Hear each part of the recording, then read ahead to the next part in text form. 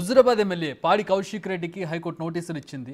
ఎన్నికల ప్రచారంలో ఓటేయకుంటే కుటుంబంతో సహా ఆత్మహత్య చేసుకుంటానని కౌశిక్ రెడ్డి చేసిన వ్యాఖ్యలపై హైకోర్టు సీరియస్ అయింది. ఈ నెల 21న వ్యక్తిగతంగా ఆయన హాజరు కావాలని ఆదేశించింది. కౌశిక్ రెడ్డిపై అనర్హత వేటు వేయాలని బీజేపీ నేత ఈటెల రాజేందర్ హైకోర్టులో పిటిషన్ దాఖలు చేశారు. ఈటెల పిటిషన్పై విచారణ చేపట్టిన హైకోర్టు హుజూరాబాద్ నియోజకవర్గంలో పోటీ చేసిన 24 మందికి నోటీసులు జారీ చేసింది. కౌశిక్ రెడ్డి ఆ వ్యాఖ్యలు చేశారా లేదా అని ఈ నెల 20న హాజరై వాంగ్మూలం ఇవ్వాలని ఆదేశించింది. వారిచ్చిన వాంగ్మూలం ఆధారంగా తదుపరి చర్యలు తీసుకోనుంది హైకోర్టు.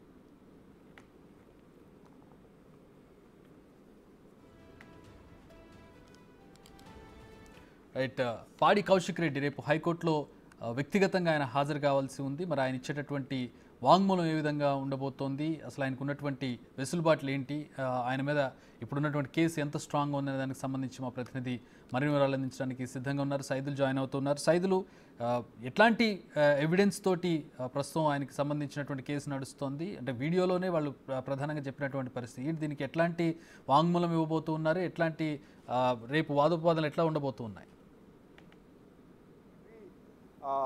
హుజూరాబాద్ ఎమ్మెల్యే పాడి కౌశిక్ రెడ్డిపై హైకోర్టు సీరియస్ అయింది. ఎందుకంటే 2024 శాసనసభ ఎన్నికల సమయంలో ప్రచారం ముగిసిన సమయంలో, అంటే రేపు ఎన్నికల సమయంలో తను చేసినటువంటి వ్యాఖ్యలు ఏదైతే ఉన్నాయో, పోలింగ్కి 24 గంటల ముందు తన కుటుంబ సభ్యులతో కలిసి తను నేరుగా ఒక వీడియో ఆడియో కలిపి ఒకటి రిలీజ్ చేశారు. పెద్ద ఎత్తున అది సోషల్ మీడియాలో కూడా వైరల్ అయింది. అంటే హుజూరాబాద్ నియోజకవర్గంలో చూసుకున్నట్టయితే 2019 ఎన్నికల్లో అక్కడ హుజూరాబాద్ చెందినటువంటి ఈటెల రాజేందర్పై తను పోటీ చేసి ఓడిపోయారు. తర్వాత తిరిగి అదే హుజూరాబాద్ నియోజకవర్గంలో 2024లో టికెట్ ఆశించిన తర్వాత బీఆర్ఎస్ నుంచి కూడా అక్కడ పోటీ చేసి గెలిపిందారు. అయితే అతను చేసిన వ్యాఖ్యలకు సంబంధించి మాత్రం ఇప్పుడు కొంత హైకోర్టు కూడా సీరియస్ తీసుకున్నది. ఎందుకంటే కుటుంబం, అంటే తనకు ఒక కూతురు ఉంటుంది, సతీమణి పాడి కౌశిక్ రెడ్డి, వీళ్ళు ముగ్గురు కలిసి కూడా ఖచ్చితంగా ఈ శాసనసభ ఎన్నికల్లో ఖచ్చితంగా మాకు ఓటు వేయకపోతే మాత్రం మా కుటుంబ సభ్యులు అందరం కూడా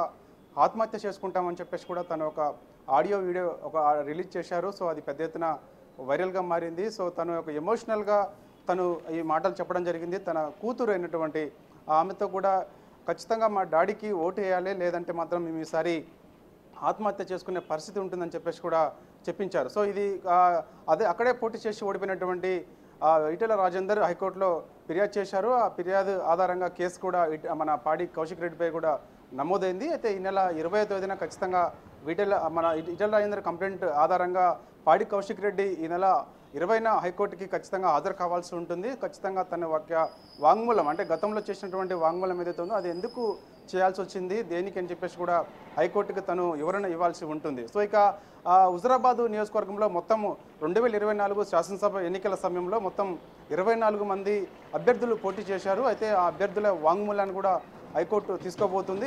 ఒక్కొక్కరిని పిలిచి, అంటే ఇప్పటికే ఈటెల రాజేందర్ ఫిర్యాదు చేశారు కాబట్టి తన యొక్క వాంగ్మూలాన్ని ఆల్రెడీ తీసుకుంది కాబట్టి మిగిలిన 23 మంది వాంగ్మూలాలు కూడా హైకోర్టు స్వీకరించబోతుంది. ఎందుకు పాడి కౌశిక్ రెడ్డి ఆ వ్యాఖ్యలు చేశారు, ఆ వ్యాఖ్యలు వెనుక మర్మం ఏంటి అనేది కూడా ఒక క్లారిటీ తీసుకోబోతున్నారు. సో వీళ్ళందరూ కూడా 23 మంది అభ్యర్థులు ఎవరైతే ఉన్నారో 2024 శాసనసభ ఎన్నికల్లో పోటీ చేసిన అభ్యర్థులు ఉన్నారో ఖచ్చితంగా ఇతను కావాలనే ఈ విధంగా వ్యాఖ్యానించారు. ఓటు వేయకపోతే కుటుంబం అంతా కూడా ఆత్మహత్య చేసుకుంటుందని చెప్పారని చెప్పేసి ఇలా ముగ్గురు వాంగ్మూలాలుగా 23 మందిగా హైకోర్టుకి చెప్పినట్టే మాత్రం ఖచ్చితంగా హైకోర్టు కూడా చాలా సీరియస్గా ఉన్నది. ఇప్పటికే ఖచ్చితంగా అతనిపై చర్యలు కూడా తీసుకునే అవకాశం కనిపిస్తుంది. ఆ చర్యలు ఎలా ఉండబోతున్నాయి ఏంటి అనేది కూడా కొంత ఉత్కంఠంగా అయితే మారిందని చెప్పవచ్చు. చూడాలి. ఇక 20న పాడి కౌశిక్ రెడ్డి హాజరైన తర్వాత తను ఏం హైకోర్టుకి సమాధానం చెప్తారనేది కూడా మనకి క్లారిటీ రావాలి.